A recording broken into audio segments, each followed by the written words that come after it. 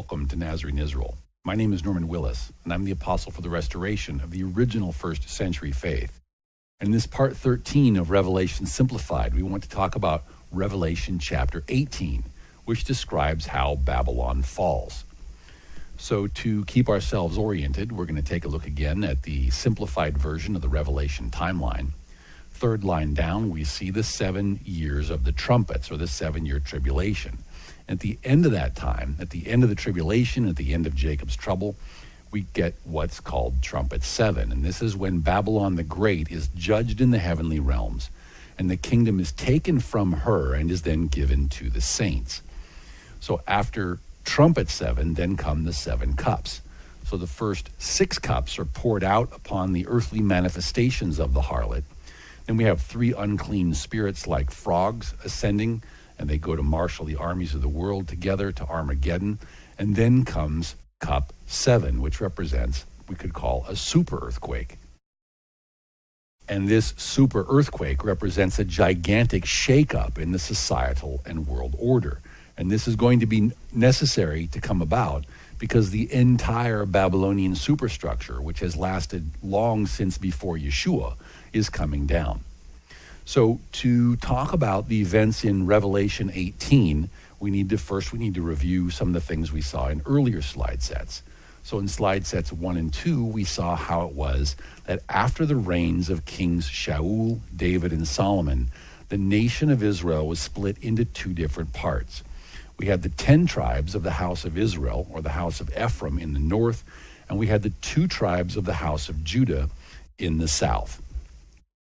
And the 10 tribes in the north, as we explained in the Nazarene Israel study, they did not obey the laws of Moses like the southern 2 tribes did.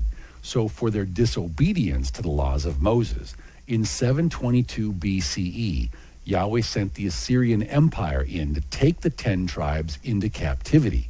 But of course, the Assyrians didn't really care about the difference between the 10 tribes and the 2 tribes. They simply came into the land of Israel and started taking as many people and as many cities as they could. So they ended up taking the majority of all 12 tribes with them into the Assyrian exile. At the breakup of the Assyrian Empire, when the Assyrian exile ended, of course the tribes moved all 4 different directions. But we can also note that there was what might be called a prophetic migration of the tribes, north and west by separate migration routes, into what would later become Protestant northwestern Europe. And this is cataloged in the works of authors such as Stephen Collins, Yair Davidi, and others. Now, it's interesting to note, in addition to the prophetic migration of the tribes, we can also see a migration in what might be called the leadership of the northern kingdom of Ephraim, particularly as it relates to Rome. Now, when the Nazarene Israel moved outside the land of Israel, it suffered what we call the great falling away. And during this time, the headquarters of the faith went from its rightful place in Jerusalem to Rome. And then the original Sabbath and festival days were changed to adopted Babylonian pagan days of Sunday, Christmas, and Easter. And this was to fulfill Daniel chapter 7 and verse 25, that the saints would be given into the little horn's hand for a time and times and half a time. And at the end of that time came the Protestant Reformation. And this is when we might say that the spiritual headquarters for the Ephraimites moved first to, say, Wittenberg, Germany with Martin Luther, but then it migrated to England. And whether we call the headquarters there in London or in Westminster, but we can see that the most active place for the Protestants soon became England, and we might call London. And then with the discovery of the New World, the Protestants and other Protestants, the Puritans and other Protestants relocating to the New World in order to practice their faith more closely, then the spiritual headquarters of the Ephraimite people, you might say it moved or migrated then to Washington, D.C. And we'll see other arguments for New York City, but Washington, D.C. then became effectively the capital of the Ephraimites as the Ephraimites moved west. So if we can keep these three things separate, what we see is a correspondence. There's a lot of information, a lot of detail here. I'm just going to throw it out, and we're going to cover this again in future slide sets. But remembering that the statue of Babylon has two legs, one eastern and one western, and 2 feet, one eastern foot and a western foot. If we take a look at the western foot, we see some very striking things that seem to match up along with the spiritual migrations of the tribes. Well, we see what we call Team West. Now, if you read a book called Empire of the City, what it does is it explains the relationship between Vatican City in Rome. Also, there's the city of London, the inner city of London, which is located inside of London, just as Washington, D.C. is then located inside of other metropolitan areas. Now, in each one of these 3 cities of empire, which are secretly tied together behind the scenes, there's each an obelisk of Osiris. Now, there's obelisks in many cities around the world, but these 3 cities are unique in that they are all operated by what's called, they're run and operated not as part of the nations in which they reside, but they are operated according to lex fori, which is a system of Roman law. So in other words, in Washington, D.C., does not report to anywhere in the United States, and it's not run according to the Constitution, but in fact it's run according to lex fori. It has its own Roman system of law. So if we, again, there's a lot of information, but if we take a look at the western foot and the eastern foot, what we find, and we're going to come back to this slide again, what we're going to find is that both the western and the eastern foot, they have what might be called a spiritual root. There's also a locus for financial control. There's also a locus of a military arm. And as well, each one of them is tied to certain Muslim allies. So if we start at the bottom of the western foot, what we find is that the spiritual root of the western foot, or the spiritual root of these 3 cities of empire, which effectively run the world, is Rome, or you could say Vatican City. Then moving up a notch, then we find that there is financial control run from the Crown Corporation, which is located in the inner city of London. And as we've explained, the Crown Corporation is the Rothschilds, the Warburgs, the Rockefellers, and other Jewish families that are run according to the order of Sabbatean Frankists, or what is known as the Synagogue of Satan. Then we find that Washington, D.C. operates as the military arm, and we'll also see New York City crop up later in this presentation, which is a business and commercial capital. But the military arm is located out of Washington, D.C. And then we find also that the western foot, or the western leg, also ties to the Sunni Muslim areas. So Sunni Saudi Arabia is then tied with Washington, D.C., London, and Rome. Now, if we go to the eastern leg, we could say that at the bottom, we could say that the spiritual capital is St. Petersburg, but the reality is that the Russian Orthodox Church tends to defer in a great many things to Rome. So Rome continues to be that great city which reigns over the kings of the earth. And we will talk more about this as we go forward, particularly as we get into the modern day news. But what we need to see there is this special relationship that exists in the western foot, to where the Ephraimites are primarily a western phenomenon. And there's also this tie-in between a spiritual capital in the Vatican City, a financial capital in the inner city of London, and a military capital, which is to be found in Washington, D.C. So coming to Revelation 18 and verse 1, we read that after these things I saw another messenger coming down from heaven, having great authority, and the earth was illuminated with his glory. And he cried mightily with a loud voice, saying, Babylon the Great is fallen, and has become a dwelling place of demons, a prison for every foul spirit, and a cage for every unclean and hated bird.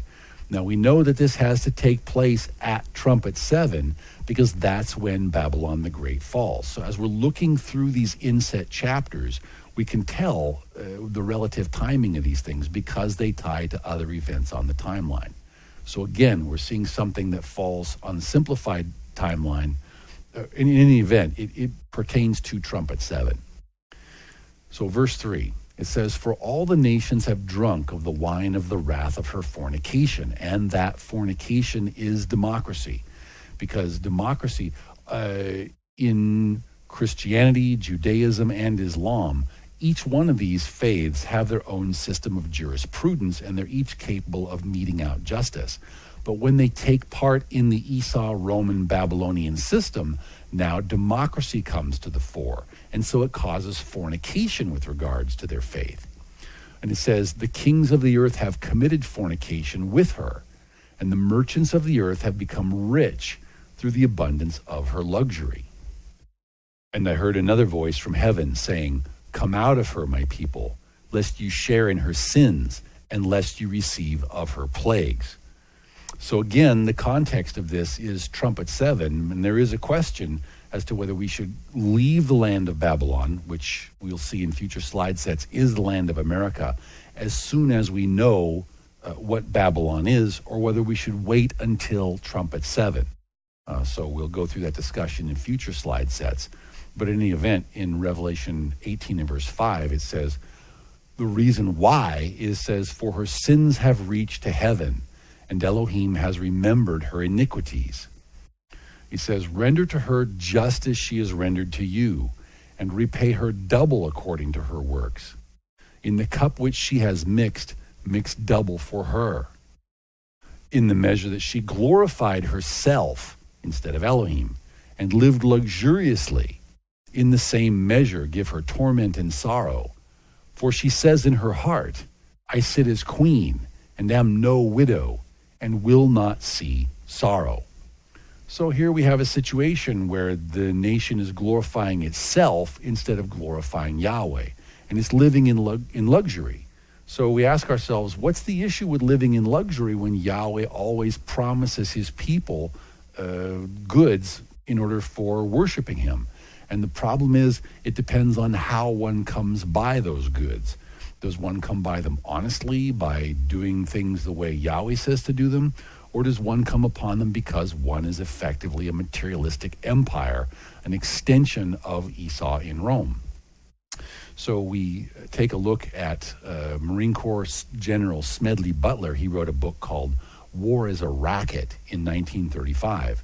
And he testifies saying, "I spent 33 years and 4 months in active military service. And during that period, I spent most of my time as a high-class muscle man for big business, for Wall Street, and the bankers.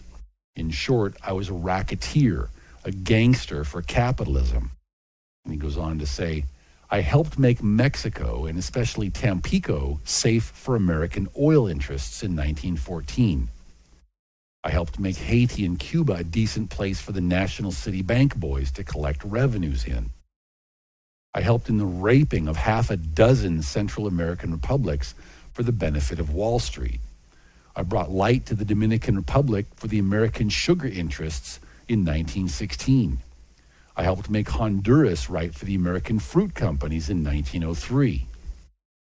In China in 1927, I helped see to it that Standard Oil went on its way unmolested. Looking back on it, I might have given Al Capone a few hints. The best he could do was to operate his racket in 3 districts, whereas I operated on 3 continents." So for those of us who've grown up in the United States, we tend to have this belief, we're taught that the material prosperity of being part of America it's our due, so to speak, at least is what we're taught. But when we take a closer look into this thing, in actuality, what happens is that the Roman Empire, we remember that the 2 feet of iron mixed with clay would be a spiritual extension of the Roman Empire, as explained in Daniel chapter 2. So it's still a Babylonian Greco-Roman Empire, just by different means. So we don't have the ethical high ground standing that we believe that we do. And this is why it continues in Revelation 18 verse 8. It says, "Therefore her plagues will come in one day, death and mourning and famine, and she will be utterly burned with fire. For strong is Yahweh Elohim who judges her. The kings of the earth who committed fornication, and lived luxuriously with her will weep and lament for her when they see the smoke of her burning, standing at a distance for fear of her torment, saying, Alas, alas, that great city Babylon, that mighty city, for in 1 hour your judgment has come. So while we talk about Washington, D.C. as the military capital, we could also talk about New York City and its the greater metropolitan New York, perhaps as the mercantile capital of the United States. So as you sail past eastern Long Island in New York towards New York Harbor, you see a town of Babylon. In fact, there's even a sign in the harbor that says, "Welcome to Babylon." When you come to New York Harbor, and we see the Statue of Liberty, it's a Masonic lodge creation, and effectively it's basically the Babylonian goddess Ishtar or Ashtoreth, also known as Easter. And then we might also note that the obelisk, there's an obelisk in New York City's Central Park, and this is what might be called a sister obelisk to what's called Cleopatra's Needle, which is the obelisk that's in the inner city of London. So for all of these many reasons, New York City also shows up in Revelation chapter 18. And in fact, we could say that most of Revelation 18 is about New York City representing Babylon. We come to verse 11, it says, and the merchants of the earth, so we know it has to be a mercantile capital, which New York City is, will weep and mourn over her, for no one buys their merchandise anymore. And we talk about the New York Stock Exchange, where all of these things are traded. It says merchandise of gold and silver, precious stones and pearls, fine linen and purple, silk and scarlet, every kind of citron wood, every kind of object of ivory, every kind of object of most precious wood, bronze, iron, and marble. These are things that are all traded on the New York Stock Exchange. It goes on to say, verse 13, it says, and cinnamon and incense, fragrant oil and frankincense, wine and oil, fine flour and wheat, cattle and sheep, horses and chariots, and it says, and bodies and souls of men. And when we take that back to the Greek, what it literally says there is, and slaves and souls of men. And the United States does have a history of trading slaves. But not only in physical terms, there's also a sense of trading slaves in the sense of what they do with our birth certificates. And I'm not an expert on this field, but if you Google or otherwise use your search engine to look for something called the straw man. Now, this is something that what we're told is that the government associates the individual. Each one of us is an individual, and at birth, in our birth certificate, there's also a corporation created for us. So, for example, my name, Norman Willis, we spell that with capitals at the start of the names, but on my birth certificate and all other government documents, my name is in all capitals. And the all capitals, this represents a corporation. And what we're given to understand in the straw man hypothesis is that effectively our birth certificates are traded just like any other security or commodity, if not on the New York Stock Exchange, then by its various mechanisms. So still, literally, even the citizens of Babylon are bought and sold, trading the sons and the souls of men. So verse 14, it says, the fruit that your soul longed for has gone from you, and all the things which are rich and splendid have gone from you, and you shall find them no more at all, because Yahweh is bringing about his justice in the end of days. In verse 15, it says, the merchants of these things who became rich by her will stand at a distance for fear of her torment, weeping and wailing, and saying, alas, alas, that great city that was clothed in fine linen, purple and scarlet, and adorned with gold and precious stones and pearls. For in 1 hour such great riches came to nothing. It says, and every shipmaster, all who traveled by ships, sailors, and as many as trade on the sea, stood at a distance. And this reference to ships is reference to a deepwater port city, which New York City is. It's one of the premier deepwater ports. Verse 18, and cried out when they saw the smoke of her burning, saying, What is like this great city? And when we talk about the smoke of her burning, this is the reason why we should leave the land of Babylon at trumpet 7. So continuing in verse 19, it says, they threw dust on their heads and cried out, weeping and wailing and saying, alas, alas, that great city in which all who had ships on the sea became rich by her wealth. For in 1 hour she is made desolate. We could remark about how the 1 hour is a reference to the cups which are poured out all of a sudden. And then it says something very interesting in verse 20. It says, rejoice over her, O heaven, and you set apart apostles and prophets, for Elohim has avenged you on her. So now we need to remember that trumpet 7, at least at this point, at the time of this filming, is still a future event. It's many years off in the future. And so we're told that the set-apart apostles and prophets should rejoice over Babylon's fall during that point in time. So as we will talk about in the next teaching set, not the next slide set, but the next teaching set, we talk about the Torah government study, we'll see that this tells us that there still need to be the offices of apostles and prophets on the earth today. And again, we'll talk more about that when we get to Torah government. But speaking of Babylon's fall and destruction, verse 21 says, then a mighty messenger took up a stone like a great millstone and threw it into the sea, saying, thus with violence the great city Babylon shall be thrown down and shall not be found any more. So again, at trumpet 7, the great city Babylon shall be thrown down. So that would be, at the very latest, would be the time to leave of her, so we do not partake of her plagues. So verse 22, it says, the sound of harpists, musicians, flutists, and trumpeters shall not be heard in you anymore. And we know that the United States of America has a lot of recording studios, whether we're talking Hollywood or Broadway or Motown or independent recording studios. It says, no craftsman of any craft shall be found in you anymore.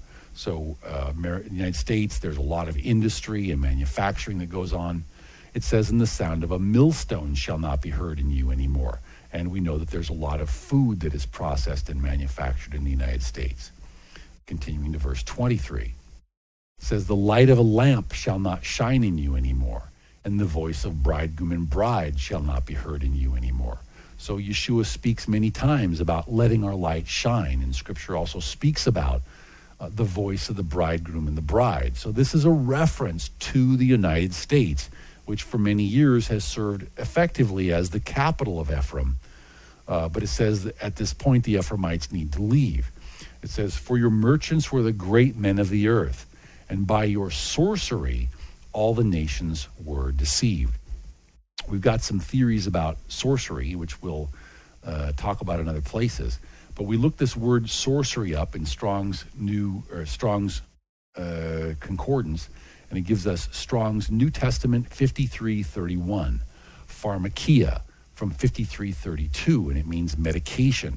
And by extension, it means magic. And the King James translates this as sorcery or witchcraft. And we'll talk, Father willing, more about that in other places. But verse 24, it says, and in her was found the blood of prophets and saints, and of all who were slain on the earth.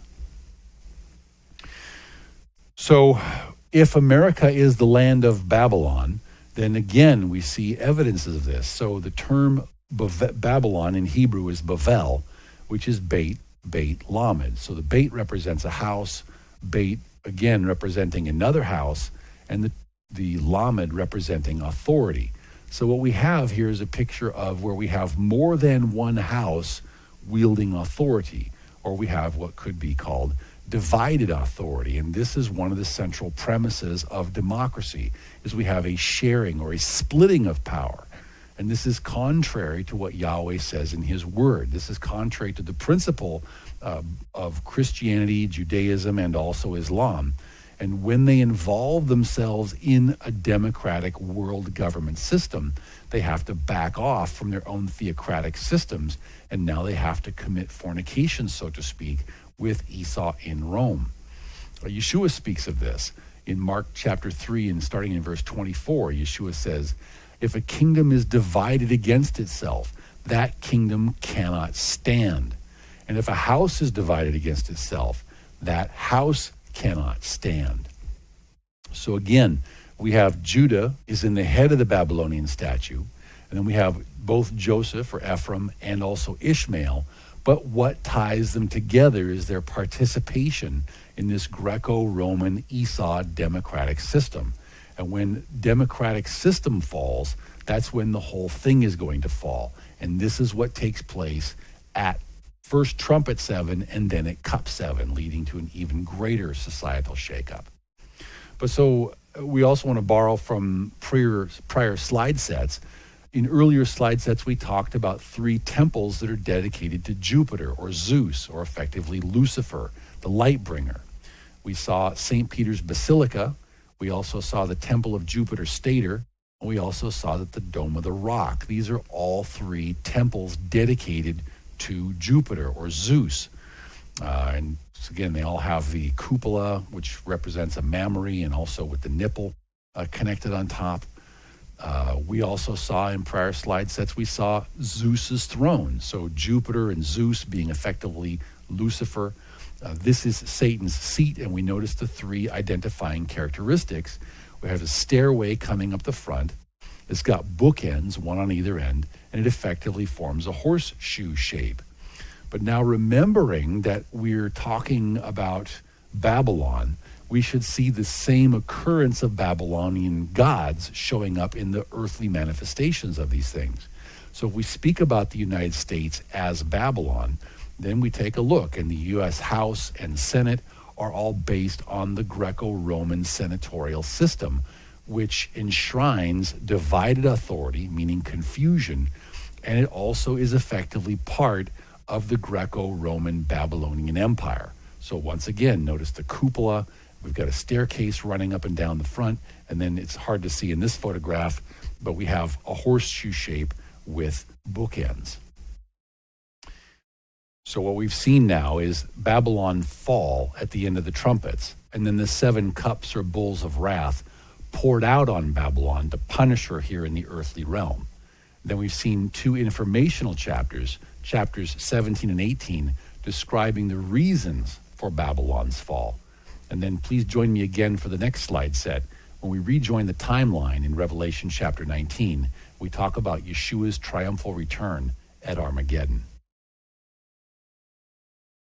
Shalom.